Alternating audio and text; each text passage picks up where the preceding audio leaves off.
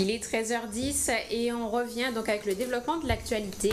La CGTG continue son combat contre la plus grosse plantation de bananes de Guadeloupe, la société Bois Debout. Un combat initié depuis 2009 pour lutter contre les mauvaises conditions de travail des ouvriers agricoles. Hier à Capesterre-Belle-Eau, le syndicat des ouvriers agricoles de la banane affilié à la CGTG tenait une conférence de presse dans laquelle ils abordaient la situation économique et sociale de la société Bois Debout, mais également les conséquences de l'arrêté préfectoral du 12 janvier dernier. Reportage de Nicolas Chi.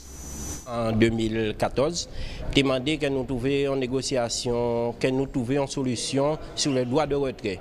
Et nous étions et tout le monde est là. Et M. refusait de payer nos droits de retrait. Pourtant, machin était bonne raison dans ça, qui n'ont encore représenté pour d'hommes. C'est mon de bonne raison. Et puis, il refusait de payer. Donc, depuis, pour qu'il est là, fait suivre. Et pour qu'il est là, qui est nous, parti civil, est-ce que nous avons habité parce que l'ICA poursuivre, a fait là ça, parce que nous n'avons pas été touchés. Quand nous avons fait, est-ce que nous avons porté plainte? Ben, nous porté plainte. Et puis, entre-temps, nous tenons rapport à Espère Comptable, nous avons monté nous quantité d'argent que M. a touché, quantité d'argent qu'il a touché. Nous restons 6 semaines sans travail. En 6 semaines, nous réussissons quota à nous. Parce qu'on l'a planté banane qui a parlé des quotas, mais quand il est là, depuis, nous avons un problème à poison.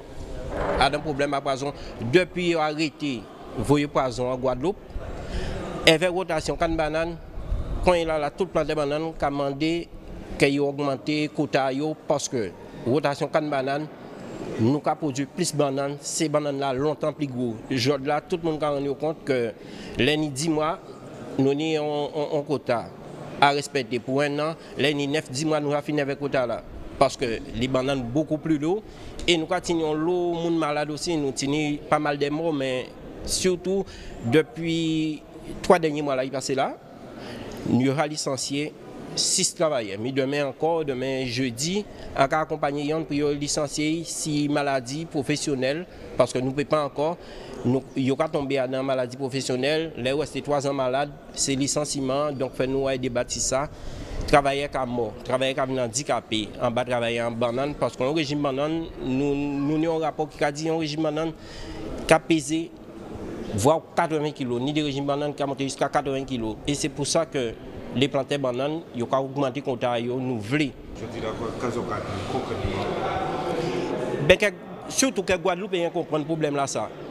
Que c'est soit en français, et on ne peut pas ni subvention à l'Europe, à donc fruits comme ça. Et ça va de vous-même, fruits n'est pas vendre sur les grands marchés en France, dans les grands hypermarchés, parce que en passant, il prend conscience à rapport là, il a dit comme ça, tout le temps socialement, il pas font bitin, banane n'est pas assez propre pour vendre dans les grands marchés. Mais ça, on petit gens camouflé, comme nous, dans la sécurité hygiène. Nous savons que ça a existé, mais nous avons dit que l'Europe avait fait un rail, que les plantés bananes arrêtés et que nous tenions un accord, que nous tombions d'accord, parce qu'il faut que nous travaillions, tel à Nicolas de Crone. C'est banane pour faire, nous d'accord à travailler, mais pas à ce prix-là.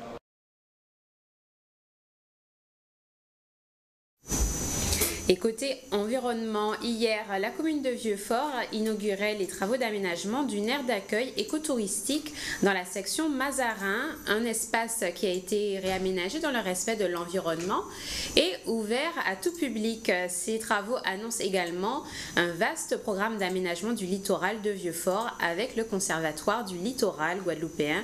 Reportage de Yanis Péquignot. Que le développement de Vieux-Fort ne pouvait passer que par un développement touristique et c'est aussi le premier chantier qu'on met en place, première réalisation avec le conservatoire. Il y a plusieurs chantiers de prévus ici à Mazarin, l'aménagement de la route qui relie l'espace de Mazarin jusqu'à l'Anse-du-Puy. Il y aura l'aménagement du fort, du phare, de l'aire d'accueil du phare, des parkings de la Printemps-Henriette. fait et ça devrait continuer jusqu'à l'OMCS de Vieux-Fort. C'est un vaste, avec le chantier du sentier sous-marin, c'est un vaste programme d'aménagement du littoral vieux-fortin que nous allons mettre en place avec la bonne collaboration déjà du conservatoire. Une réhabilitation, en même temps le site était déjà agréable, mais là l'idée c'est de s'adapter encore mieux aux usages du site, aux besoins et de répondre à l'invitation de monsieur le maire pour faire de cet espace un bel espace convivial et ouvert à tous. La protection elle a consisté à reprendre un petit peu une ancienne construction qui n'avait plus vocation à rester sur un espace du domaine public et puis de nettoyer, de réhabiliter des aménagements qui étaient un peu anciens maintenant et puis de les remettre un petit peu au goût du jour avec des constructions modernes en meilleur état qui répondent mieux aux besoins et puis avec un accès aux personnes à mobilité réduite aussi parce que c'est vraiment ouvert à tous et il faut penser à tous. Ce lieu a un passé historique qui date avant 1635, l'arrivée de l'Olive et de Duplessis. Ce lieu a vu le massacre d'un grand chef amérindien, à savoir Yans, qui a habité avec une colonie amérindienne. Et Yans a été tué sur ce lieu par les hommes de l'Olive. Il y a aussi monsieur Jean Valéry qu'on a voulu rendre hommage aujourd'hui, qui a vécu dans cet espace et qu'il était pour nous de mettre l'hommage, de lui rendre hommage le fait qu'il a vécu sur cet espace qui est devenu un espace public. Ça demande déjà une réflexion pour s'adapter au mieux à la physionomie du terrain, à l'usage, aux besoins. Il ne s'agit pas de surdimensionner ou sous-dimensionner un aménagement comme ça. Et puis, c'est de respecter ce qu'on appelle au Conservatoire du littoral l'esprit des lieux. Ça, c'est important pour nous, c'est de dire qu'un espace, on doit le respecter quand on l'aménage. On respecte un petit peu l'ambiance générale du site. On essaye d'être le plus discret possible. Même si là on a des aménagements assez conséquents, l'objet c'est surtout d'avoir un aménagement qui respecte l'ambiance, l'esprit des lieux pour que tout le monde s'y sente bien. Voilà, il est 13h17 et comme chaque 15 jours, on reçoit Mirella Valerius. Bonjour. Bonjour. C'est notre médiatrice familiale habituelle. On a toujours plaisir à discuter avec elle puisqu'elle nous apprend toujours des choses sur la médiation entre parents, enfants. Et là, on est au stade de l'intergénérationnel. C'est bien ça, Mirella. Bonjour. Alors, d'abord, comme toujours, on fait un petit rappel du but ou du rôle de la médiation. Alors, la médiation familiale s'adresse aux familles dans leur globalité. Donc, elle permet aux familles de sortir de leur situation conflictuelle. Donc, c'est véritablement un processus amiable de gestion de conflits. Donc, dans les situations de conflits qui peuvent s'avérer entre des parents, des enfants, des grands-parents pour les petits-enfants. Et là, on entre dans l'intergénérationnel, c'est-à-dire entre les plus jeunes et les plus vieux, c'est ça, pour résumer? Alors, la médiation intergénérationnelle, quand on parle de médiation intergénérationnelle, on parle de médiation entre parents et adolescents quand il y a un problème de communication entre le parent et son adolescent. On parle de médiation entre parents et enfants adultes, quand il peut également y avoir des conflits, notamment des adultes qui peuvent encore vivre au domicile parental. On parle également de médiation entre frères et sœurs pour des questions de succession et également des questions de placement ou de prise en charge d'une personne âgée. Et c'est la même question qui revient. Comment vous intervenez dans ces cas-là? Alors, je vais principalement parler de la médiation dans les situations de vieillissement de la personne. Quand on intervient au niveau de la médiation intergénérationnelle dans les situations de vieillissement, on accompagne l'ensemble de la famille, donc un groupe, si vous voulez, parental, donc ça peut être les enfants, pour le bien-être de leurs parents, avec parfois la personne âgée, ça peut être avec le conjoint également, donc qui peut aussi être âgé, ou parfois des médiations entre des frères et sœurs pour un frère ou une sœur qui serait éventuellement âgé. Alors comment cette médiation familiale intergénérationnelle a-t-elle évolué durant ces dernières années? Alors nous avons de plus en plus de demandes au niveau de la médiation intergénérationnelle dans les situations de vieillissement. Pourquoi? Parce que la société évolue, les personnes travaillent de plus en plus tard maintenant et la politique aussi familiale a changé puisque nous avons beaucoup moins d'enfants dans les familles, donc il y a moins de personnes susceptibles d'accompagner et de prendre en charge le parent vieillissant. Donc il y a effectivement beaucoup plus de demandes à ce niveau-là. La médiation, si vous voulez, s'élargit, mais elle ne se réduit plus au champ du divorce-séparation. Et quelles sont les principal problème du coup que vous rencontrez? Quelles sont les questions que la médiation doit justement résoudre? Alors, en règle générale, les questions qui sont le plus souvent abordées, c'est la question de l'accompagnement à domicile du parent ou la mise en place, le placement en maison de retraite. Et parfois, ces demandes sont associées à une mise sous tutelle ou sous curatelle du parent âgé pour éviter justement qu'il n'y ait de conflits supérieurs entre les frères et sœurs quand il n'y a pas d'entente par rapport à la gestion financière du parent qui peut être âgé.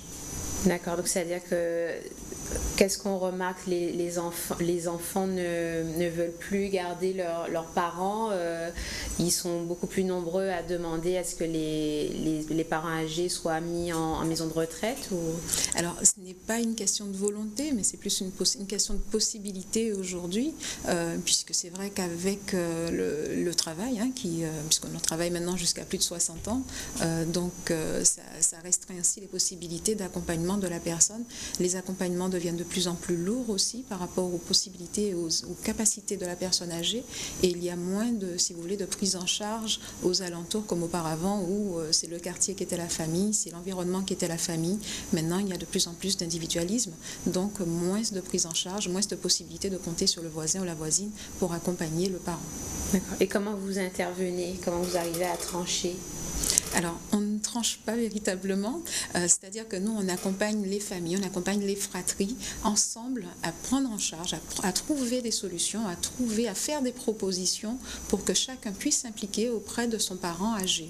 Donc, on accompagne véritablement l'ensemble, donc c'est une médiation de groupe, ce n'est plus une médiation de couple, on accompagne l'ensemble de la famille à faire des propositions et à ce que chacun puisse s'impliquer vis-à-vis du parent âgé tout en respectant les droits de celui-ci. Donc, il s'agit vraiment d'une démarche, si vous voulez, de bientraitance, d'accompagnement à la bientraitance pour le parent âgé. Ça vous implique de connaître l'ensemble des acteurs économiques et institutionnels aussi liés au vieillissement de la population? Ça implique de connaître déjà ce que c'est qu'une situation de vieillissement, ce que c'est que l'accompagnement d'un parent âgé, comme vous le dites, l'ensemble des acteurs qui tournent autour de cette problématique. D'accord. À quel moment on fait appel à vos services du coup? Alors, ça peut être par un parent. En général, celui qui fait la démarche, c'est souvent le parent. Quand je parle du parent, c'est l'enfant dans la fratrie qui se sent le plus acculé, qui a le sentiment, si vous voulez, de tout porter et qui a parfois l'impression que les frères et sœurs peuvent le délaisser et lui confier la tâche intégrale de la gestion de son parent. Donc, oui. Donc, la personne prend contact avec nous, le frère ou la sœur, ou parfois la fratrie intégralement, et à ce moment-là, on met en place les séances ensemble, et ce sont des séances d'à peu près 1h30, 2 heures, en règle générale pour les situations de médiation dans les cas de vieillissement ou d'accompagnement de la personne âgée. Le nombre de séances est beaucoup moindre par rapport aux séances de médiation, séparation, divorce. On peut compter à peu près 2 à 3 séances, et ils arrivent ensemble à trouver un compromis.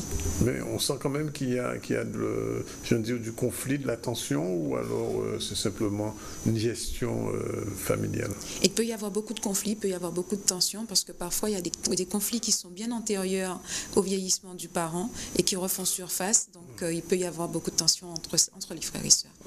Dans un pays qui est en voie de vieillissement, parce qu'on le dit tous les jours, ça veut dire qu'il va falloir de plus en plus de médiateurs et de médiatrices? Il va falloir de plus en plus de méthodes d'accompagnement et donc effectivement orientées vers la médiation, qui est vraiment un processus pour permettre à tout un chacun de s'écouter, de se dire et ensuite de faire des propositions et de trouver des compromis. Parce que je vois dans le document que vous avez que exemple de réflexions qui peuvent envahir un parent âgé à ce moment de la vie. Je n'ai pas envie d'avoir un étranger chez moi pour m'aider. Ce sont les réflexions qui reviennent le plus souvent, donc oui, tout à fait. Donc ils ne veulent pas avoir, on parle souvent de techniciens d'insertion. C'est le parent âgé qui dit ça. Le parent âgé qui ne veut pas avoir d'étrangers dans son domicile, donc parce que parfois les parents font la demande pour avoir un accompagnement à domicile, que ce soit quelqu'un qui fasse les repas ou le ménage, et à ce moment-là, les parents sont souvent réfractaires à ce qu'un étranger puisse venir au domicile. Alors, mais votre action à ce moment-là, c'est une action de persuasion à longue haleine? Alors là, il s'agit de voir entre les frères et sœurs s'il est possible de mettre en place un planning, un roulement, de façon à ce que tout un chacun puisse s'impliquer et trouver un temps à partager avec le parent. Et quand c'est pas possible?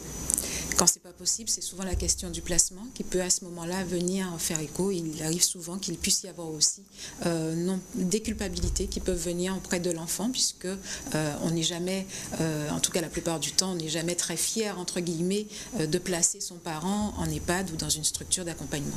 Dans ce cas, c'est plus un accompagnement psychologique là qu'il faudrait avoir du coup pour... On oriente souvent vers un accompagnement psychologique, mais le tout aussi, c'est qu'entre frères et sœurs, il puisse y avoir une entente. Et ça permet effectivement de pouvoir déculpabiliser celui qui fait la demande ou qui propose le placement du parent. Du coup, tout ce changement démographique implique aussi aux personnes âgées peut-être de se poser la question avant d'arriver en période de dépendance. Est-ce que vous faites des réunions, peut-être vous rencontrez des gens pour sensibiliser à la prévention?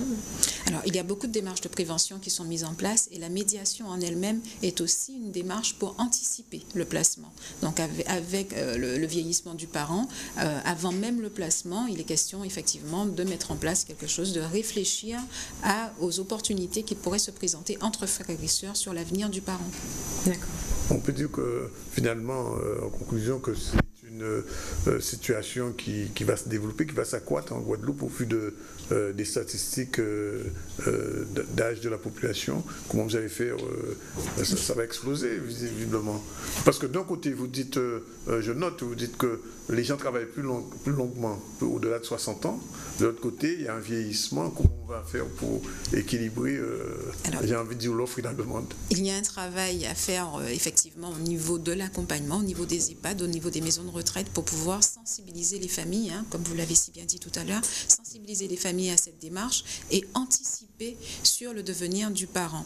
Donc c'est vrai qu'il y a le travail, il y a aussi le fait que les enfants partent faire des études, ne reviennent pas forcément au domicile, oui. Qui sont bien installés en métropole ou dans l'Hexagone en tout cas, et il n'y a pas d'autre possibilité pour le parent, en tout cas dans le département, d'avoir une prise en charge. Donc c'est vrai que c'est un domaine qui est en expansion, c'est un champ d'activité qui devient de plus en plus sollicité et il nous appartiendra à mettre en place des mesures, en tout cas à pouvoir répondre aux demandes des usagers. Merci Myrila, il est 13h27, on continue le journal, dernier sujet avec Jessie, juste avant la pub et ensuite la chronique juridique. Yannick, on va parler donc de planteur. Cool and Bad, c'est le nom du nouveau planteur. C'est une boisson, le planteur? Oui, la boisson, tout à fait. Ah, c'est la boisson, d'accord. Vous connaissez? Non, pas du tout. Cool and Bad, c'est le nom du nouveau planteur lancé par le Guadeloupéen Maher Bad. C'est dans son restaurant La Cabane Créole de Grand-Anse à Trois-Rivières qu'il a confectionné il y a plus de 15 ans son fameux breuvage. Ce n'est pas un planteur comme les autres, c'est le meilleur planteur de l'île, comme le dit son slogan. Victime de son succès auprès de sa clientèle, il y a maintenant 2 ans que le planteur est commercialisé en bouteille. Nous sommes allés à la rencontre donc du producteur dans sa boutique au Gary Welbourg de Jarry à Bémao. Reportage tout de suite de Yanis Pequigno. J'ai ouvert un petit restaurant en l'an 2000 et que je me suis dit dans la tête, il faut créer quelque chose de plus que donner à manger, tout ça. Et j'ai commencé à travailler sur un planteur et surtout je suis sorti toute ma vie et j'ai pas trouvé des planteurs bons en général. Je me suis dit là, et comme moi j'aime beaucoup le planteur, je me suis dit il faut que tu crées un planteur. Donc là j'ai travaillé pendant des années et j'ai créé ce planteur en 2000 pour ouvrir un petit restaurant à Trois-Rivières, Cabane Créole, en face de la plage de Grand-Anse Trois-Rivières. C'est plutôt par rapport aux gens, parce que nous on peut penser quelque chose, mais les autres ils te confirment. Donc nous avons eu beaucoup de gens, de personnes qui sont venues de 2000 à 2008. Google m'a référencé meilleur planteur du monde. Les clients ont fait tellement de rapports sur internet à l'époque et qui disaient que voilà, au moins pour une fois ils trouvent un super bon planteur. Les gens de Jarry, venez ici, Galerie de Welbourg, et venez goûter. Franchement il est excellent, ça passe nickel.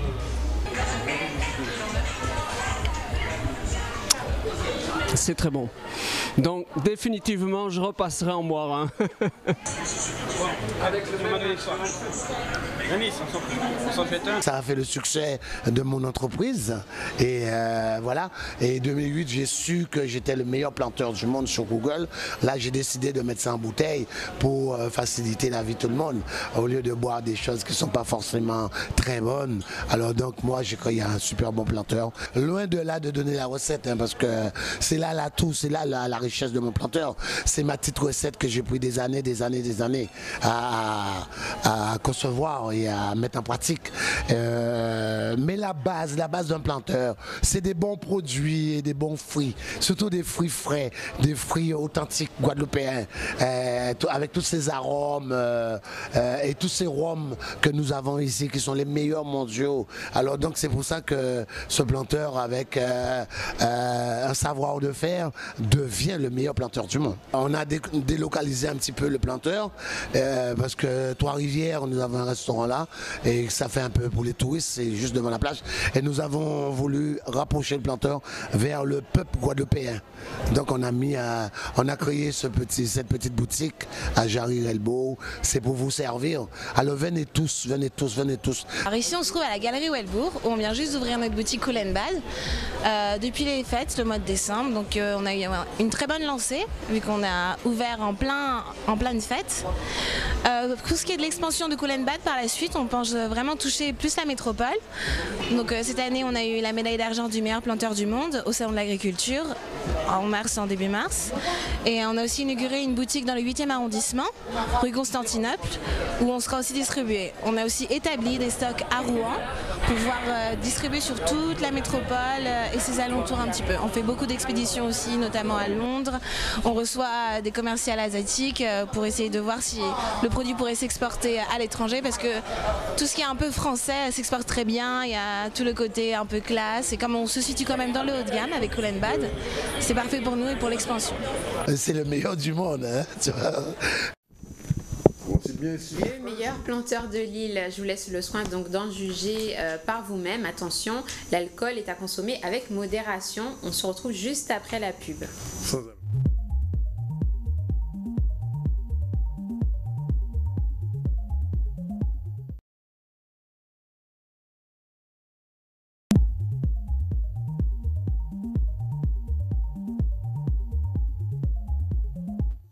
13h36, on reçoit tout de suite notre ami et grand musicien jazzman créole guadeloupéen Jacques Schwarzbord. Bonjour. Bonjour. On a toujours plaisir à vous recevoir puisque quand vous venez, c'est un peu de New York que vous portez. Et quand vous êtes à New York, vous portez un peu de goka dans vos semelles. Alors aujourd'hui, ça va être une traversée dans quoi exactement? C'est une traversée entre déjà l'œuvre de ma mère et la mienne, donc poésie et musique. Vous n'êtes pas sans savoir que ma mère a composé des poèmes qu'elle a dit sur plusieurs de mes albums précédents, dont les albums de Goka Jazz, tant Sonekala que Abyss. Mais on a aussi collaboré musique et poésie dans 2 ou 3 événements qui étaient chaque fois sui generis. Oui. Et ce sera le cas ce samedi donc au Memorial Act où on présentera une formule musicale qui sera essentiellement un trio, piano, saxophone et voix, avec des interventions poétiques de ma mère au milieu de tout ça. Donc, c'est quelque chose d'inédit, ça. Oui, je pense pas pouvoir citer un exemple comparable de mémoire, en tout cas. Il faudrait fouiller. Il y a eu peut-être quelque chose comme ça il y a 150 ans, mais oui. Le saxophone n'existait même pas. Donc c'est même oui, c'est ça. Oui, en fait. Non, je pense que oui, c'est une formation unique. Oui. Il y a donc parmi nous des talents vraiment exceptionnels. Il y a la grande voix qu'on connaît, Stephanie McKay, qui est une grande chanteuse de soul. Et l'une des stars de la nouvelle génération de jazzman à New York, Nitai Herskovitch au piano. Alors, Jacques Schwarzbard, je vais quand même vous poser la question, puisque vous avez exploré le goka pendant un moment, après vous êtes allé au vaudou, vous êtes passé un peu vers les musiques orientales, vous allez vers où maintenant? Bien, j'ai plusieurs projets qui sortiront au cours de l'année et demie qui viendra. Il y a d'une part un projet qui est à la croisée des chemins entre le vaudou et la santeria, oui, en co-leadership avec le pianiste cubain Omar Sosa. Qui est déjà venu ici d'ailleurs avec vous. Justement, on a fait notre compte rendu de résidence, qu'on avait fait à Sonis en avril dernier, et on vient de donner notre premier concert officiel à Bordeaux il y a à peine une semaine. Donc le projet est lancé maintenant et on va l'enregistrer dans les quelques mois qui viennent, et on va faire aussi des tournées en Europe cet été. Alors il y a aussi un projet qui est concentré plus sur les chants liturgiques juifs, qui s'appelle Jewish Jazz, oui, qui est un hommage à mon père. Oui, j'imagine. Et que j'ai terminé d'écrire donc en janvier, et j'ai fait déjà 6 concerts, 2 à New York et 4 au Canada, pour tester un petit peu la validité de l'écriture. Et donc je pense qu'après ces 6 concerts, je suis prêt à graver tout cela, à documenter tout ça à travers un enregistrement. Et il y a un troisième concept qui est une suite sur Harlem, puisque j'habite à Harlem depuis très longtemps. C'est un lieu emblématique pour moi, très symbolique donc de toute l'histoire du jazz moderne. Tout à fait. Et aussi de la culture noire en général. Et c'était important pour moi de rendre hommage à ce lieu qui est devenu ma deuxième maison depuis que je n'habite plus en Guadeloupe. Oui. Jacques, je veux poser une question très, très précise. Oui. Au niveau de l'instrument que vous affectionnez, le saxo, qui vous a influencé le plus dans la musique de jazz? Je ne parle pas du goka, pour le goka on sait, mais pour le jazz, qu'est-ce qui... Je pense que John Coltrane est certainement mon influence principale, mais il y en a beaucoup d'autres. Mais ceci dit, ça reste quand même le saxophoniste de référence pour moi. Oui. Donc vous êtes un peu free quand même. Oui, de toute façon, il y a à l'essence même de la création jazzistique un grand écart entre la rigueur de la composition, oui, et la liberté absolue de l'improvisation. Tout à fait. Question de Jessie qui est saxophoniste. Non, il faut dire ça tout doucement. Oui. Vous l'avez dit tout à l'heure, c'est une prestation inédite en fait que vous allez nous proposer le samedi 26 mars.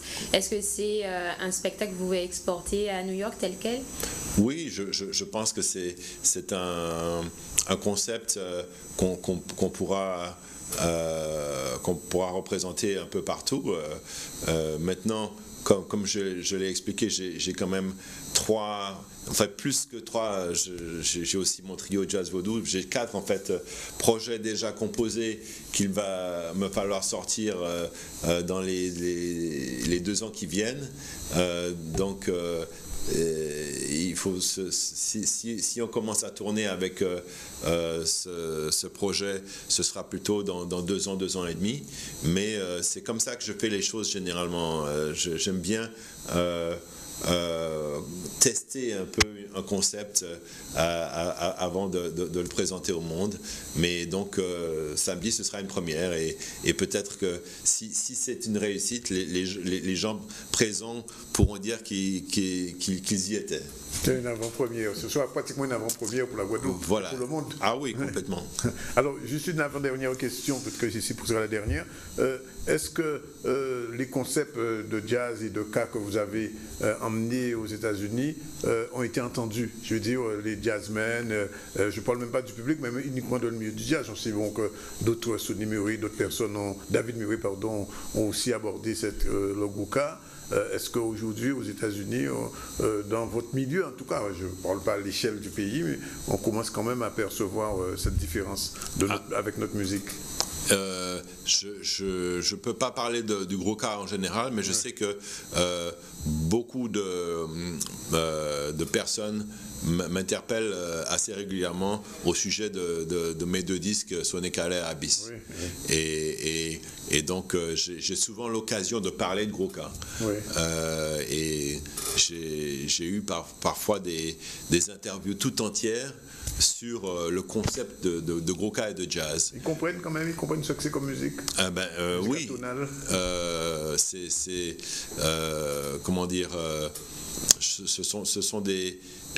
j'ai fait, comment dire, suffisamment de réflexion sur l'aspect théorique derrière les créations que j'ai faites. En matière de gros cas jazz, ce qui me permet soit d'expliquer cela de façon très précise en termes musicaux à d'autres collègues, soit même de faire des masterclass. J'étais à l'école de Berkeley où j'ai passé mon diplôme de Berkeley il y a une vingtaine d'années, donc j'étais invité à retourner donc pour présenter mon travail, et une partie de ma masterclass je l'ai utilisée pour décortiquer le concept de gros cas jazz et de façon à ce que notre culture soit appréciée d'une part, et d'autre part que les élèves de Berkeley de culture non américaine puissent avoir des références et des méthodologies pour pouvoir intégrer leur propre culture à l'intérieur du langage du jazz. Il y a une question, Jessie, peut-être? Alors, est-ce que vous avez une appréciation particulière au fait de jouer au Memorial Act? Bien entendu, écoutez, je sais que c'est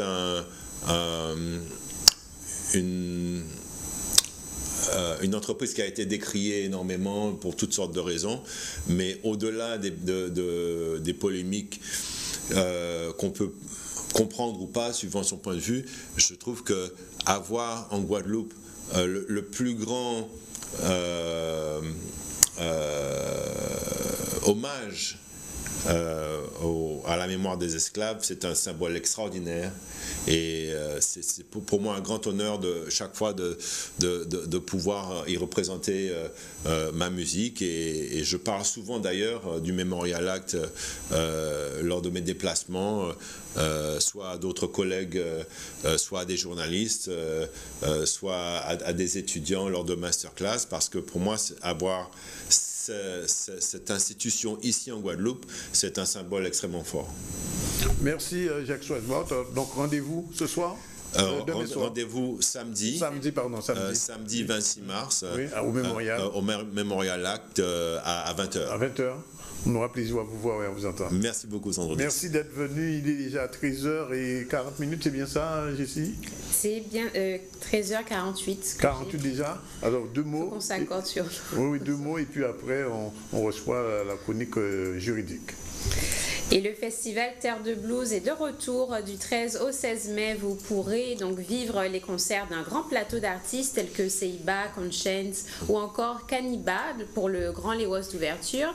La semaine dernière, c'est à la Romerie du boulevard Saint-Germain à Paris que le président du festival, Camille Pelage, abordait les temps forts de cet événement devenu incontournable à Marie-Galante. Reportage de notre correspondant à Paris, Maurice Cessé.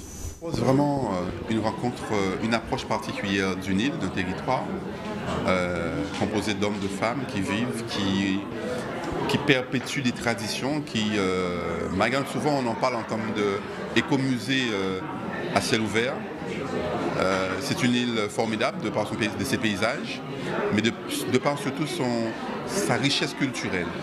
Et la voix Chari, c'est ce blues authentique perpétué à Marie-Galante, où à travers ces chansons de labour, on découvre ce jeu répondeur leader qui fait le blues, qui est à la base de la construction du blues, Cotton Blues qu'on connaît plus par rapport aux États-Unis, et à ces artistes qui ont su sublimer cette richesse patrimoniale qu'on a trouvée aussi aux États-Unis. Mais ça existe aux Antilles françaises, ça existe à Marie-Galante. Et cette année, c'est cette rencontre particulière qu'on propose. Et on propose son cheminement avec des artistes célèbres, certains comme Maceo Parker, comme le Kwakanza, comme Beret Samon, comme Conscience, mais des artistes un peu moins célèbres ou qu'on va découvrir sous d'autres champs, comme ce lien entre cette transmission entre Marie-Jo et ses filles, donc elle et elle, ou encore Mado Ladrezo, ou encore Sheba. Donc on a vraiment ce cheminement qu'on propose, cette rencontre culturelle, cette rencontre avec un territoire, et je pense que c'est tout ça le Festival Terre de Blues, et Mura, qu'on ne présente plus, qui est là même de Marie-Galante et qui s'ouvre pour l'occasion à tous les spectateurs du festival.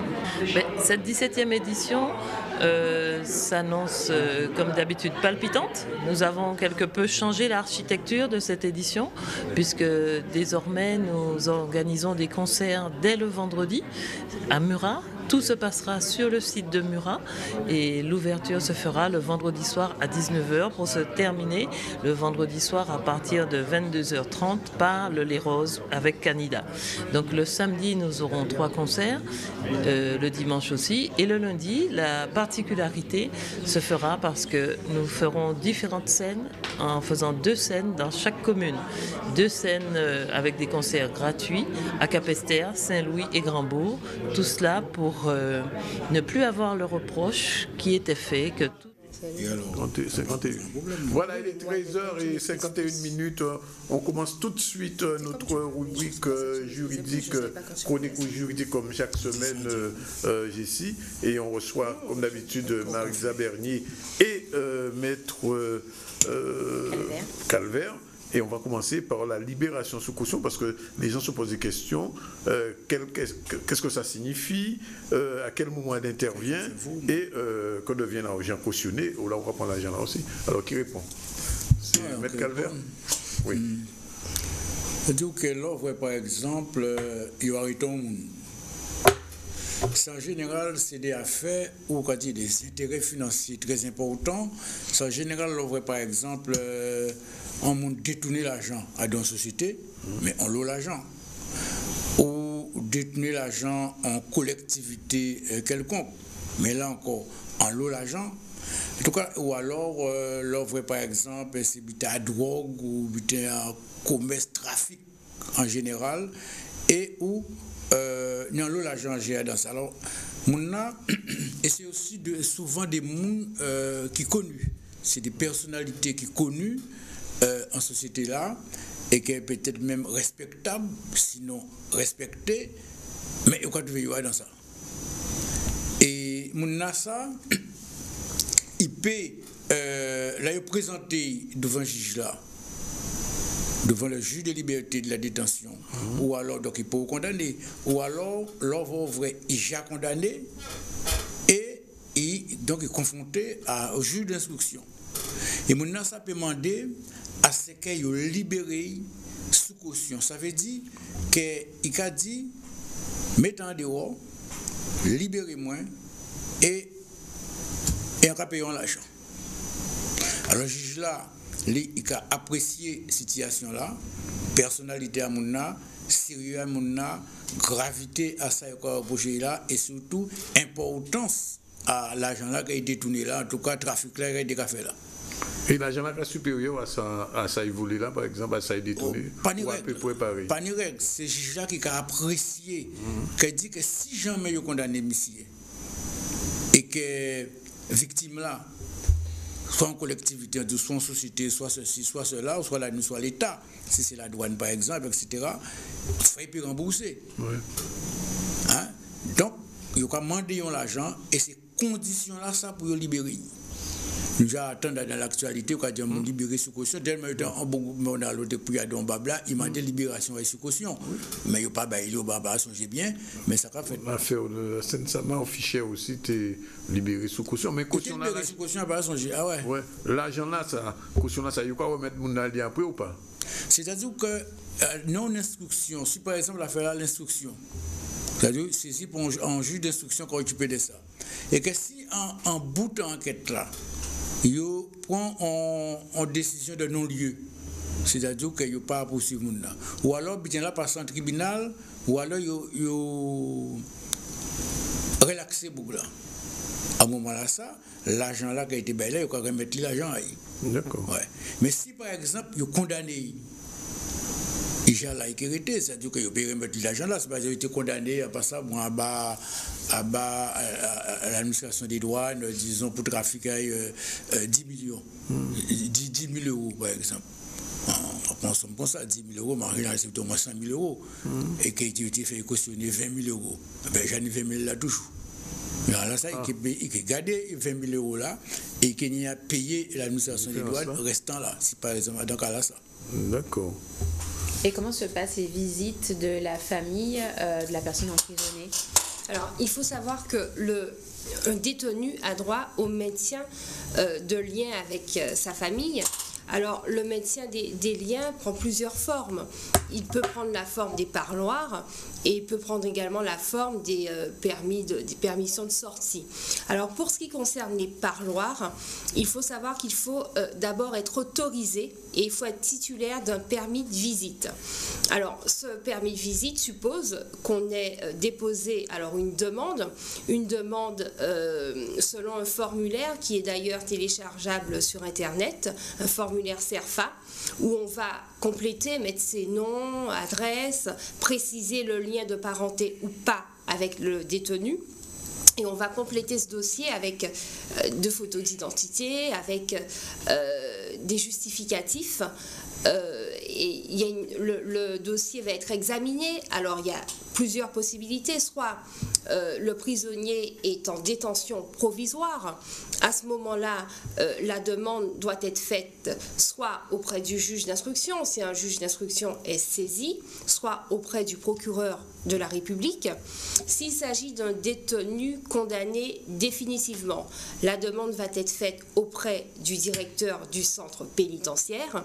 Et si l'individu condamné a interjeté appel de la décision, la demande sera portée devant le procureur général près la cour d'appel. Alors toutes ces décisions-là, il faut savoir qu'elles sont susceptibles d'appel. D'appel devant la chambre de l'instruction, si la décision émane du juge d'instruction, ou lorsque la décision émane du directeur du centre pénitentiaire, on peut effectivement exercer un recours hiérarchique devant le directeur régional de l'administration pénitentiaire et ensuite devant le tribunal administratif. Et dans quel cas on peut refuser une visite? On peut refuser une visite dès lors que elle peut nuire au déroulement d'une enquête, lorsque la personne est détenue provisoirement, lorsqu'il y a une menace de trouble, simplement. On peut suspendre également une visite. Vous avez un permis de visite, vous allez au parloir. Lors du parloir, il y a un incident, on peut suspendre votre droit de visite également. Et on peut le contester? On peut contester, comme je vous disais, on peut faire appel d'une décision de refus, soit devant, je vous l'ai dit, soit devant la chambre de l'instruction, soit devant le tribunal administratif dans certains cas, mais effectivement il faut savoir qu'un recours est toujours possible. Alors il reste un outil qui est devenu à la mode depuis quelques années, c'est ce qu'on appelle le bracelet. Je ne sais pas si j'ai un là, non il n'est pas électronique, mais le bracelet électronique qui est une façon de punir finalement et de suivre un détenu. Ou le placement, on parle communément effectivement de bracelet électronique, oui.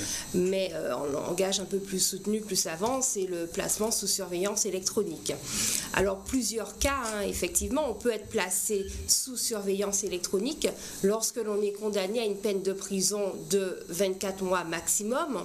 On peut également porter un bracelet électronique lorsque l'on se trouve en fin de peine et on peut encore être placé sous surveillance électronique lorsque l'on est sous contrôle judiciaire. Oui. Voilà les trois cas dans lesquels on peut être amené à être placé sous surveillance électronique.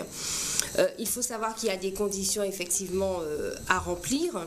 Il faut l'accord de la personne chez qui va résider le porteur du bracelet. Et effectivement, ça va permettre au au porteur du bracelet de pouvoir sortir à certaines heures de son domicile pour pouvoir se réinsérer, pour travailler. Et dès lors qu'il ne va pas respecter les obligations qui vont lui être prescrites, il pourra effectivement retourner en détention. Mais le bracelet, en fait, il se porte au pied.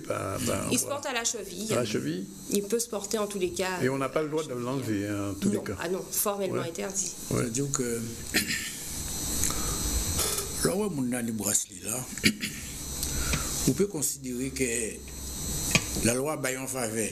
Ah bon? Il est libéré, qui est entré à Kazaï. Mais il a veillé. Il a veillé. C'est un bouc qui est en réalité fondamentalement libre. La loi qui dit, juge là, attention, c'est juge d'instruction, parce qu'on a quelqu'un d'exécuter une peine, il faut qu'on dise que le condamné doit exécuter peine là. Juge là qui dit, par exemple, au cas arrêté tel côté, c'est à telle case, il était. Qui dit qu'il adresse ça, c'est tel côté, quand il est en case là, ça. Et des techniciens du centre pénitentiaire qui sont venus, il y a eu toute une installation technique ou électronique que ce monsieur a fait et qui est lié électroniquement à bracelet là. Et il a veillé pour là parce que souvent vrai, il pas en case là, par exemple, il arrête de l'autre côté. Bien là automatiquement quand déclenché, il a dit pas là. Ça c'est de GPS quoi. Un jour qui a veillé. Quand il voit pas combattre. Et là regardez, il peut dire aussi que on prend un exemple comme ça, encore était Marie Galante. Mais si vous venez à grande terre, et bien pour venir baster, c'est pour savent que vous ne pas respecter bien là. Vous n'avez pas envie privée alors à un moment là. C'est-à-dire qu'il faut considérer le bon faveur, mais la loi pour finir avec vous. D'accord. Il faut veiller. Et souvent vrai, par exemple, pour ne pas respecter les conditions, par exemple, de case là ou un autre côté, eh bien la loi est très grave, il a dit qu'il y a un délit d'évasion. Vous considérez comme un monde qui est en fuite. Ah bon, c'est par rapport à bracelet là? Si par exemple, tu dis où était, c'est Chazos a même par exemple, tu étais, vous va trouver en d'autre côté en Guadeloupe, ou pas respecter. À un moment là, ça, on va commettre un délit d'évasion. Est-ce que, en fait, ça n'a pas été prévu, mais on va poser comme question, il y a une grosse différence entre là où on a signé tous les matins à la police pour contrôle judiciaire là et bracelet électronique. Est-ce que oui, non, fondamentalement, les députés, c'est des modes de surveillance à la loi. C'est déjà BVO. C'est là qu'on a signé tout le temps, tous les 10 jours, chaque mois ou toutes les semaines. C'est qu'ils savent, ou toujours en Guadeloupe, ou pas échapper, et qu'on va montrer aussi qu'on va obéir aux décisions de justice. Et là, on va voir que c'est tel cas pour été, c'est tel périmètre géographique pour aller à deux fois pour aller à d'autres. C'est là aussi, ils sont façon plus veiller, puis dire qu'on peut finir avec eux. Quoi, vrai? Et ça qu'il y a aussi, c'est que le juge là, il peut dire faut exercer telle activité, il faut travailler. Si par exemple, on peut changer de case, il faut faire 10 mois. Si par exemple, il ne faut pas fréquenter tel ou tel monde, il ne faut pas fréquenter tel ou tel lieu. C'est-à-dire une série de contraintes qui a fait qu'elle est libre, mais aussi surveillance à la loi. Voilà. Ben, c'est la dernière parole là, ça nous que bout de jeu là, il est 14h02, j'ai si content parce que demain il part à travail. Je vous rappelle que demain il n'y aura pas de revue de presse, mais quand même je vais signaler la sortie du numéro spécial de Petit Journal, puisque c'est le premier anniversaire, puisque ce journal a été lancé l'année dernière, en 2015, à cette même date, 24-30 mars, et donc un dessin de Shugart, tout le monde connaît Shugart, ce garçon en France que tout le monde connaît, et donc demain j'ai pas de revue. Ben non, malheureusement. Mais rendez-vous donc vendredi prochain. Le 1er avril, ce ne sera pas un poisson. Ce ne sera pas un poisson. On sera alors, bien là. Et donc, si vous opposez ça, ben, c'est la fête du crabe. Et si vous n'irez pas? Ben, je mange pas de crabe, mais je peux quand même y aller, faire un tour. D'accord, ben, on verra. Et puis, il y a une petite fête à D quand même, on peut dire un petit mot, juste un petit mot, une seconde. Un petit mot, oui, on va jouer à la toupie demain après-midi à DE entre 15h et 18h à Riflette, Vremoun. Toupie à fouette? Oui. Voilà. Eh bien, Ibout, c'était Zébris à la réalisation. Et quant à nous, on se retrouve ni vendredi, ni samedi, ni dimanche, ni lundi même, mais mardi après Pâques et après COP. Voilà, il finit Ibout. Merci, bon appétit si vous n'avez pas encore mangé.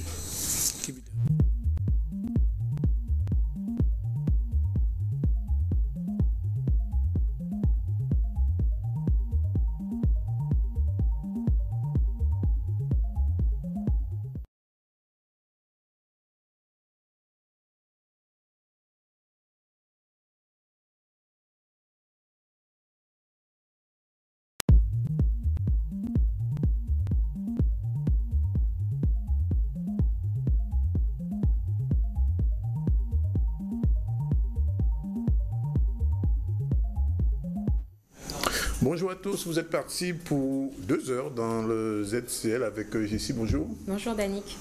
C'est l'avant-dernier jour, avant le dernier jour, c'est ça? Voilà, exactement. Voilà. Demain on ne sera pas là, c'est vendredi saint, donc on se retrouve déjà après la fête du crabe, c'est-à-dire d'ici mardi.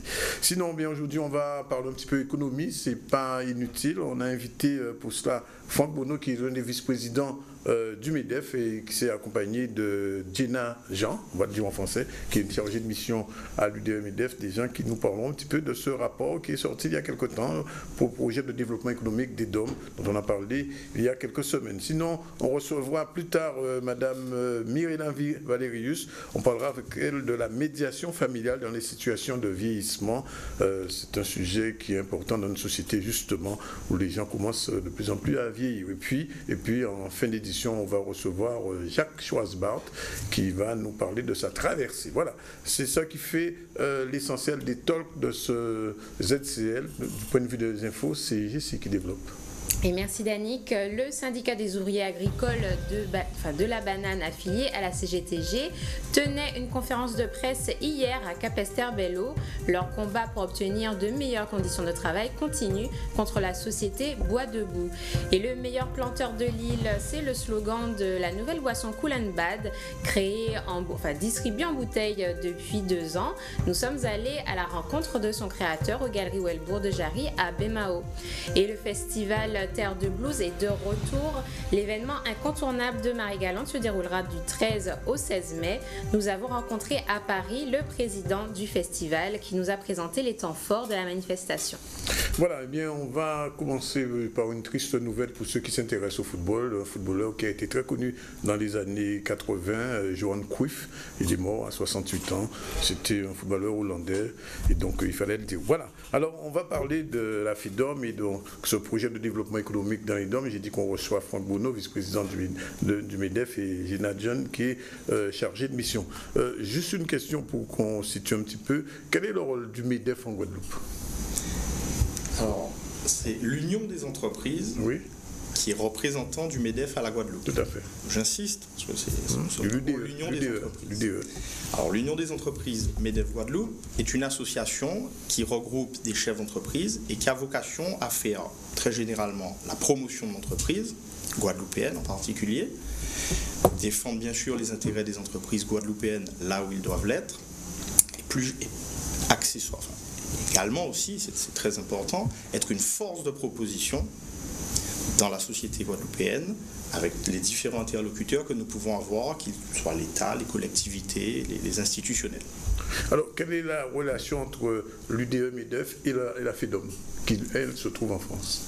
La FEDOM est une organisation, elle aussi, patronale, qui, si je pouvais se résumerait par dire qu'elle fait la liaison entre l'ensemble des socio-professionnels domiens, de l'ensemble domien, à Paris. Et donc elle se fait un petit peu la caisse de résonance des problématiques ou des souhaits des socioprofessionnels à Paris.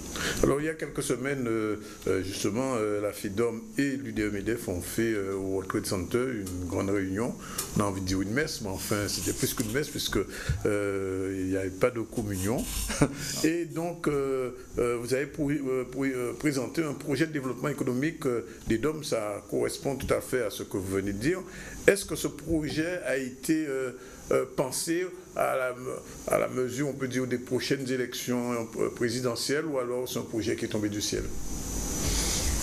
Non, il y a bien évidemment un contexte présidentiel qui rend opportune la démarche, mais fondamentalement cette démarche s'inscrit dans quelque chose qui va bien au-delà de ça, puisque il s'est agi en définitive. Alors, déjà, je voudrais insister sur le caractère assez exceptionnel de cette démarche, puisque pendant plusieurs semaines, c'est assez rare, donc il faut le souligner.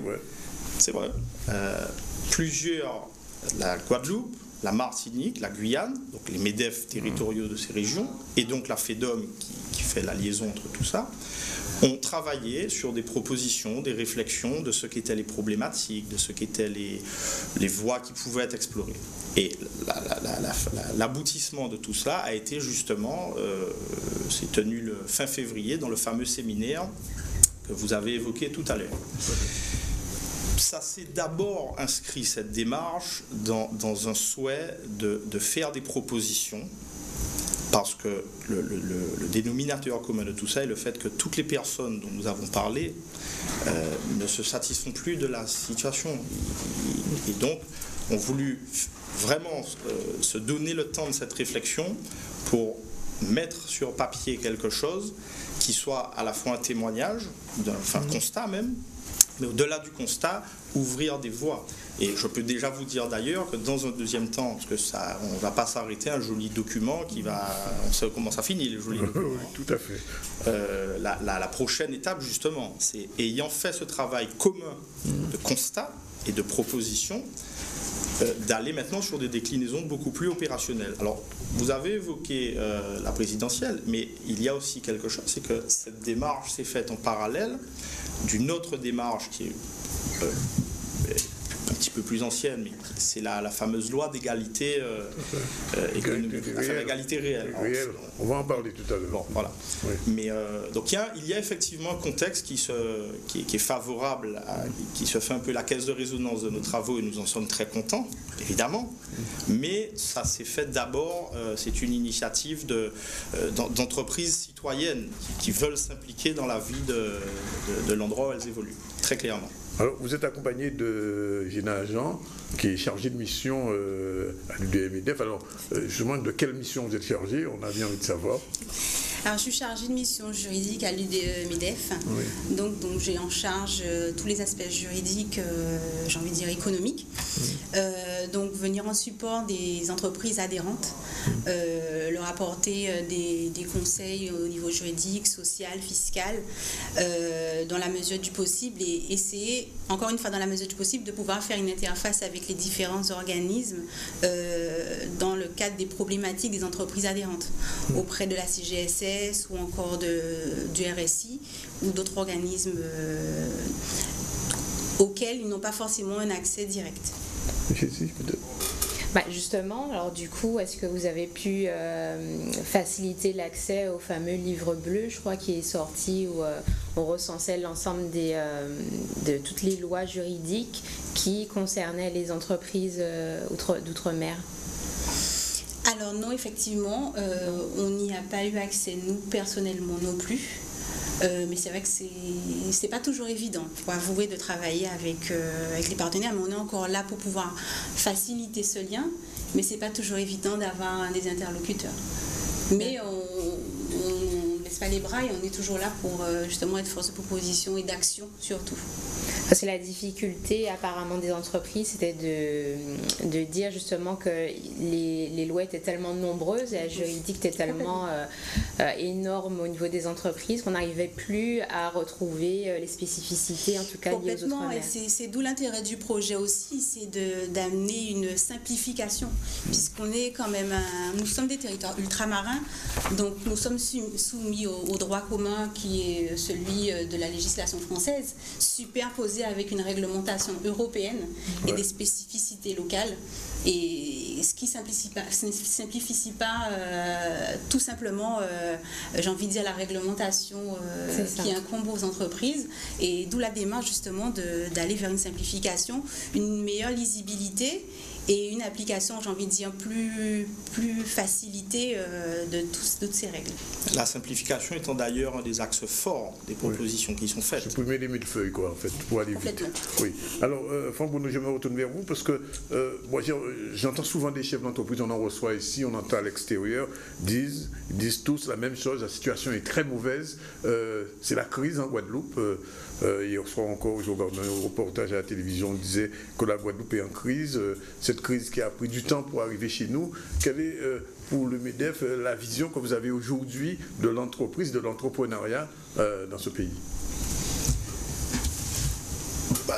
L'entreprise guadeloupéenne, si vous me passez la boutade, elle est résidente guadeloupéenne, donc elle subit un petit peu les mêmes problématiques que l'ensemble des personnes qui vivent à la Guadeloupe. On pourrait parler des phénomènes d'insécurité, on vient de le dire, de la complexité très souvent des rapports avec les administrations, l'ensemble des administrations, quelles qu'elles soient. Bon, maintenant, si je devais, moi, vous donner un petit peu le ressenti en tant que chef d'entreprise, ça serait de dire que oui, il y a effectivement beaucoup de raisons de regretter, de se dire que ça pourrait être mieux, mais ce dont moi je suis d'abord convaincu, et je pense pouvoir le dire au nom de tous nos ressortissants, c'est que s'il y a bien une chose dont nous sommes convaincus, c'est qu'il y a à la Guadeloupe d'énormes potentiels. Et qu'il y a beaucoup plus de raisons d'espérer pour demain que de se désespérer de ce qui se passe aujourd'hui. Mais ce qui se passe aujourd'hui appelle des changements. Et c'est ce qu'on l'a évoqué tout à l'heure. Personne ne peut se satisfaire de la situation actuelle. Personne. À commencer par le chômage. Oui, justement, parce que qui dit entreprise dit création d'emplois, on le sait. Vous avez signé un pacte avec le ministère des DOM il y a quelque temps pour l'emploi. Est-ce que ça fonctionne réellement? Qu'est-ce que ça a amené comme perspective pour des jeunes sans travail? Alors justement, sur le fameux pacte pour l'emploi, oui. On a eu des petits soucis, j'ai envie de dire, d'ingénierie administrative. Comme toujours. Purement technique. Oui. C'est pas toujours évident, vous savez, en termes de, je vais dire, de logistique, j'ai envie de dire, de mettre de l'huile dans les rouages pour que tout fonctionne parfaitement. C'est les débuts. Oui. Aujourd'hui, il y a eu un réajustement des choses. Il y a une collaboration de tous les services de l'emploi, notamment pour l'emploi, la préfecture, la mission locale et d'autres. Et la DIEC, tout à fait. Et je peux vous assurer que le dispositif fonctionne très bien. On a aujourd'hui à peu près 250 contrats qui ont été signés depuis le début de l'année. On avait un objectif de 300 emplois d'ici juin. Il sera largement dépassé à cette date. C'est pas une goutte d'eau, parce que je lis dans le rapport, dans les 4 régions historiques, le nombre de demandeurs d'emploi, toutes catégories confondues, 335 000 dépasse le nombre de salariés du secteur concurrentiel 322 000. C'est une triste vérité, mais pour revenir sur le rapport, c'est une grosse goutte d'eau. La bonne nouvelle, c'est qu'il y a quand même aujourd'hui 300 jeunes qui sont... Non, quand je dis ça, bon... J'entends. Un jeune qui m'entend, il dit « ouais, mais c'est bien gentil, voilà, mais enfin, etc. » Le compte n'y est pas, c'est sûr. Par contre, ce pacte est quand même la démonstration, s'il y avait besoin de la faire, que quand on met tout le monde autour de la table, on a oublié de citer également le conseil régional qui est partie prenante, le conseil départemental. Donc, ce pacte, de dire un petit mot rapide dessus, l'idée c'est quoi? C'est l'année dernière, à l'occasion de la visite du président de la République, nos représentants qui le voient, donc, lui propose la chose suivante, c'est de dire, écoutez, nous, on ne va pas vous demander d'argent, on veut juste mettre en place. Il existe des mécanismes d'aide pour les entreprises, pour favoriser l'emploi des jeunes, qui est quand même un problème crucial. C'est le problème. La problématique, c'est que l'ensemble de ces dispositifs sont tellement compliqués, sont tellement nombreux, parfois se télescopent, que nos entreprises, et très particulièrement les plus petites, n'y ont pas accès de facto, parce qu'elles ne sont pas capables, pour être très concret, un chef d'entreprise de petite structure ne peut pas prendre une journée pour aller faire toutes les administrations. Pour avoir un document, vous savez combien d'heures il faut. C'est bon. Donc la proposition était de dire, trouvons une manière de mobiliser ces dispositifs. Il y a une administration, mettons-la au service de ça. Et faisons en sorte qu'un chef d'entreprise qui a un projet d'embauche puisse très rapidement les mobiliser et que ça se fasse simplement. Alors, Géna l'a dit tout à l'heure, il y a eu quelques difficultés de...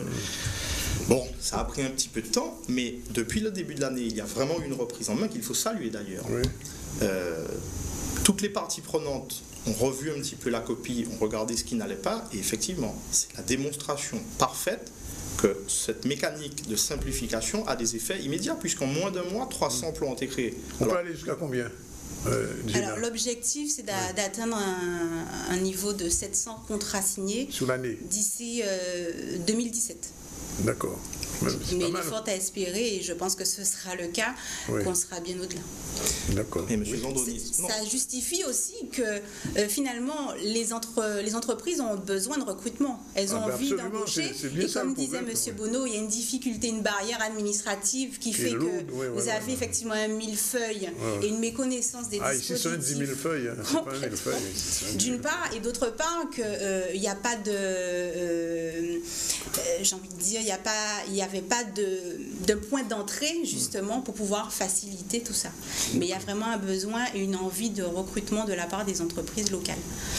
Alors, juste compléter très rapidement, vous avez posé la question combien d'emplois. Moi j'ai envie de vous répondre, je ne sais pas, mais est-ce que si on pouvait simplifier tout, si on duplique, si on multiplie, si on réplique cet exemple-là dans tous les guichets auxquels, j'allais dire, sont confrontés, c'est pas gentil, mais auxquels on connaît la réalité du pays, où les entreprises en tout cas doivent se présenter, mais il ne faut pas leur faire de mauvais procès non plus. À un moment donné, c'est aussi aux entreprises à dire d'être partie prenante pour définir des guichets où l'accueil se fasse de façon efficace et donc simplifié à notre sens. Mais du coup, la formation, on est sûr que la formation des personnes qui sont en recherche d'emploi est adaptée aux besoins des entreprises? Alors, vous ouvrez un deuxième volet qui est tout aussi important. C'est qu'effectivement, le marché de l'emploi, finalement, c'est ce qui est dramatique, est un marché qui devrait être assez simple, puisque en amont de l'emploi, il y a une formation qui devrait, dans un monde parfait, être faite en fonction des besoins du territoire. Alors, nous sommes aussi partie prenante de ces organismes, un ensemble de choses qui ont été mises en place il n'y a pas longtemps, qui visent justement à garantir qu'il y ait une adéquation la plus proche de la perfection possible entre les besoins des employeurs, quels qu'ils soient, pour la partie qui nous concerne privée, et l'offre qui est faite de formation de manière à ce que l'employeur qui a un besoin puisse le satisfaire localement. C'est quand même ça l'objectif. Alors, je voulais revenir avec vous sur le sujet qu'on a rapidement abordé, c'est le fameux rapport Lurel qui est sorti il y a quelques jours. Alors, première chose, est-ce que ces propositions n'ont pas été un peu pour court-circuiter un peu le rapport Lurel, dont sûrement vous aviez entendu parler avant, et vous avez sorti vos propositions pour un petit peu redresser ce qui pouvait l'être, parce que ce rapport n'est pas très bien accueilli, visiblement. Non, je vous réponds très directement, aussi directement qu'était la question. Pas du tout. D'accord. Clairement, pas du tout. Il n'y a pas de court-circuitage. Ces travaux, les travaux que nous sommes venus vous présenter, on est plutôt là pour parler du projet des MEDEF et de la FEDOM. C'est ça, oui, tout à Avant fait. de parler du rapport M. Lurel, dont on peut dire un mot, il n'y a pas de souci. L'économie réelle, oui. En tout cas, les travaux que nous sommes venus vous présenter ne sont pas, ça fait un petit peu écho à la réponse que je vous faisais tout à l'heure, ne sont pas à inscrire dans un contexte politique. Ni polémique. Non. Le seul contexte dans lequel ils doivent être inscrits, c'est le contexte de la Guadeloupe, dont les chefs d'entreprise, de la Guadeloupe par extension des autres DOM, puisque nous avons mis la même démarche, dans lequel, enfin en tout cas ce contexte, personne ne peut s'en satisfaire. Personne ne peut dire, c'est comme ça, et puis on va faire avec. Alors, quand vous dites dans le rapport, dans le que faire, je note, j'avais souligné ça, une modernisation de la gouvernance. Qu'est-ce que vous entendez par la modernisation de la gouvernance? Ce que vous voulez. Ah non, pas moi, non, je vous demande. Non, mais cette phrase, elle veut dire quoi? Cette phrase, elle veut dire que on vient de fêter les 70 ans de la départementalisation. Oui. Il y a eu du chemin qui a été fait. Bon, très bien. Mais il y a malgré tout un vrai constat d'échec à faire, et qui devrait être, à mon sens, l'alpha et l'oméga de tous ces travaux-là, de toutes ces lois, de tout. Le chômage. Je suis désolé, j'insiste sur le mot, mais c'est vraiment le sujet. C'est la plaie. On est d'accord. Donc, la gouvernance, ça peut être la gouvernance des administrations. Ça peut être la gouvernance des représentations patronales. Ça peut être la gouvernance des collectivités locales. Je pense qu'avant de s'attaquer à des gros morceaux comme celui auquel vous pensez très fort, puisque je l'entends ici. Ah bon? J'ai encore rien dit. Et je vous entends. Non. C'est vraiment ce qu'elle veut dire, cette phrase. Il n'y a pas de malice à chercher dedans, il n'y a pas de second degré. C'est que, à l'évidence, il y a des choses qui existent, mais ces choses ne fonctionnent pas bien, et tout particulièrement à l'aune de la mesure du chômage qui est, encore une fois, inacceptable. Alors, et tout particulièrement des jeunes, j'insiste. Alors, je vais poser la question que je ne devrais pas poser, mais j'apprécie quand même. Est-ce que, comme beaucoup de chefs d'entreprise, vous avez l'impression depuis 3 mois d'un certain immobilisme au niveau de la gouvernance régionale? Local? Oui, ici en Guadeloupe. Parce que beaucoup de chefs d'entreprise disent qu'ils ne sentent pas que ça bouge, il n'y a rien, il n'y a pas d'orientation budgétaire, il n'y a pas de mesures, rien du tout. Bon, on surfe un petit peu. Alors, de l'autre côté, on dit qu'il y a des petits blocages, des pots de bananes qui sont lancés, etc. Alors, comment vous appréciez un petit peu ce nouveau contexte régional? Bon, déjà, quand même, cette nouvelle majorité était installée depuis moins de 3 mois maintenant. Oui. Un petit peu plus. Donc, il y a quand même... Il y a toujours une inertie de démarrage. Je pense qu'il ne faut pas faire... Vous pensez que c'est nécessaire, une inertie de démarrage? Elle est regrettable, c'est sûr, mais je pense que quelles que soient les personnes que vous installez dans l'exécutif régional, vous aurez toujours cette inertie. Ce que je veux vous répondre par là, c'est qu'il ne faut pas faire de mauvais procès. Ce qui est intéressant, et c'est ce qu'il faut retenir, c'est ce qui est intéressant, c'est que moi j'ai entendu des choses très intéressantes. Oui. Nous avons été interrogés, consultés, il y a des échanges. Le président Chalus, d'ailleurs, il était là, venu, on l'a vu, a fait un discours. En tout cas, alors je vous laisse à... Moi, j'ai plutôt entendu des chefs d'entreprise me dire qu'ils avaient été très contents d'entendre ce que le président Chalus avait dit. Oui, c'est un discours. C'est un discours, mais qui va être suivi, il vient d'arriver, il faut lui laisser le temps. D'accord. On pourra en rediscuter dans quelques mois, effectivement. Si dans quelques mois, il y en a bougé, on pourra commencer à se poser de vraies questions. On est encore au stade je pense que là, oui. de l'audit, même avant. Je pense que même avant, il faudra se poser des questions. D'accord. Alors, sur la compétitivité ici, comment vous envisagez les choses? Parce que vous avez dit tout à l'heure en début qu'il y a un certain nombre de mesures concrètes que vous voulez impulser dans l'économie guadeloupéenne, par exemple. J'imagine qu'en Martinique, c'est pareil. Quelles sont ces mesures concrètes qu'on peut déjà vous sentir ou voir, etc.? D'abord, il faut être bien conscient d'une chose, c'est que un marché dominant, quel qu'il soit, mais intéressons-nous à celui qui nous concerne, la Guadeloupe, sont des petits marchés. Tout à fait. Puis avec une grosse problématique, c'est qu'on aura beaucoup de difficultés à vendre des choses aux poissons qui sont nos voisins immédiats. Oui. Nous sommes une île, donc ça a des avantages, mais c'est vrai qu'en termes de marché, ça enferme tout de suite dans... Bon. Donc, déjà, c'est un handicap structurel. Ce n'est pas un handicap tout court. Il est réel. C'est un fait, voilà, et les entreprises doivent bien composer avec. Oui. Donc, il existe toute une série de dispositifs réglementaires qui partent de l'Europe, qui sont déclinés et qui existaient déjà au niveau national, qui visent à compenser ces handicaps. On pense notamment au mécanisme de différentiel de l'octroi de mer, pas l'octroi de mer, j'insiste, le différentiel d'octroi de mer, qui est un mécanisme qui vise justement à permettre aux législateurs, et en particulier sur la législation fiscale, de faire de l'octroi de mer et de ce différentiel un outil de stratégie différenciante qui va permettre de favoriser des entreprises locales qui ont cette barrière, cette problématique structurelle, et de leur permettre de s'affirmer sur leur marché. Oui. Donc ça, c'est un des premiers points. Il y a tout l'arsenal réglementaire. Mais avec qui vous discutez de ça? Avec Bercy ou bien? Tous les gens, il faut discuter de ça avec tout le monde, parce que, j'insiste sur ça, avec tout le monde, parce qu'il faut que tout le monde comprenne l'enjeu qu'il y a derrière ça, tout le monde comprenne la manière, le mécanisme que ça représente, et tout le monde comprenne bien que ce n'est pas un simple enjeu d'industriel isolé qui aurait des problématiques. Bon, c'est un enjeu de territoire. Et donc, il n'y a pas que ce point-là, mais on en a parlé, je vous réponds tout de suite sur l'octroi de mer. C'est vraiment quelque chose dont tout le monde devrait s'emparer et faire l'effort de comprendre, et qu'on arrive à en faire ce que ça aurait dû être un véritable outil de stratégie territoriale qui doit être conçu et mis en œuvre avec l'ensemble des acteurs concernés. Mais il n'y a pas que l'octroi de mer. L'exonération des charges sociales, par exemple. L'exonération de charges sociales est également quelque chose. Beaucoup d'entreprises ici sont... Il y a deux manières d'appréhender l'exonération des charges sociales. Il y a effectivement... Là, il y a la capacité des entreprises à les payer. Ça, je vais vous répondre, mais je le mets de côté. C'est au premier niveau, ça. Voilà. Le mécanisme d'exonération des charges sociales, il vise à faire quoi? C'est exactement la même logique que celle que je viens de vous décrire. C'est que,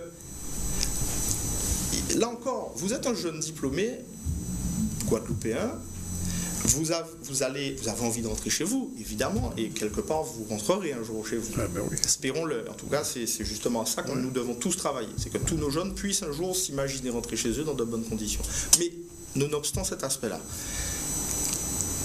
vous avez des entreprises d'accueil qui opèrent sur des petits marchés, qui n'ont pas toujours la capacité de vous payer comme vous pourriez l'être dans un grand groupe. Enfin, je suis un peu caricatural, mais donc, ces mécanismes d'exonération, nous souhaiterions qu'ils aillent vers les hautes tranches salariales pour nous permettre à nos entreprises d'attirer nos jeunes, et nos meilleurs jeunes, les mieux formés, les plus qualifiés, etc. Donc il y a déjà ce premier volet.